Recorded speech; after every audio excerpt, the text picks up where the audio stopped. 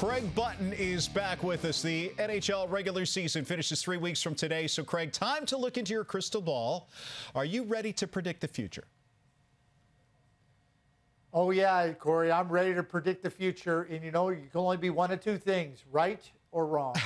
Okay, so let's start with Connor McDavid. He's got 60 goals with 10 games to play. He will finish with how many goals this year? It'll begin with a 7. And you think about the way he scores, the way he's done it this year. He's not only driven, but he's talent-driven. And I think that's a huge thing. And, you know, you think about what he has done this season and the points, 60 goals.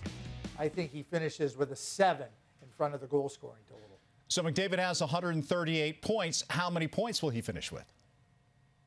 157. That's my guess. He will have, you know, more points than Steve Yzerman did in his 155, which means only 2 players in the history of the NHL have had more points than Connor's 157, if that comes to fruition. Mario Lemieux and Wayne Gretzky. And that puts Connor McDavid into a whole other universe when you're talking about superstars. Yeah, it certainly does. Now, including McDavid, 8 players have more than 40 goals. How many 50-goal scorers will we see in the NHL this year? I think we're going to see 4. We obviously have McDavid. I am betting on his teammate Draisaitl to get 50 again. I am betting on Rantanen to get 50. And I think it's a foregone conclusion that David Pastrnak will get 50. 9 players have 90 points or more. How many are going to hit the century mark? How many players, Corey? 9? 9. I think at the end of the day, there will be 9 100-point scorers. And that includes Erik Karlsson, who I believe will get to 100. Of the players now currently sitting into that spot with a chance at 100, I think Jason Robertson is the only one that'll fall short.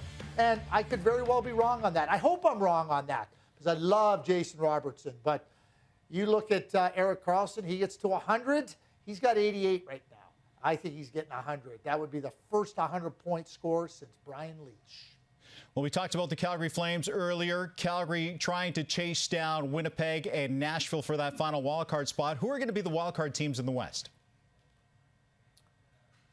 Oh, I think it'll be Seattle and the Winnipeg Jets. I think that the division in the Pacific, you know, with Vegas and L.A. and Edmonton, I think that pushes Seattle to the wild card. I think the Jets, you know, finding a way to win their last 2 games, playing well in their last 2 games, find that other wild card spot. And who takes the wild cards in the East?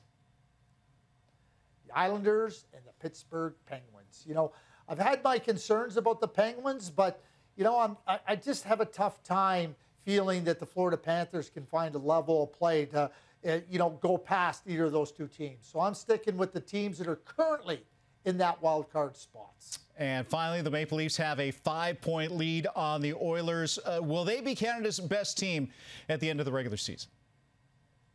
Yes, they will be. I mean, that's a lot of ground to make up for the Edmonton Oilers. So I think absolutely Toronto will be the best regular season Canadian team. And what about the playoffs? I think the Toronto Maple Leafs. I think that they're going to beat the Tampa Bay Lightning.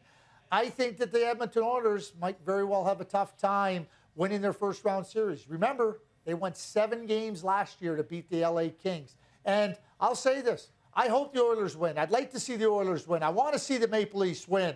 But when you're looking into a crystal ball, you got to look and see what it says.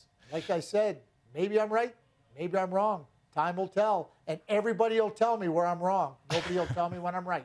They certainly will, but right now your crystal ball is telling us that the Leafs will win a playoff series for the first time since 2004. That is amazing stuff. Craig Button, thanks for this.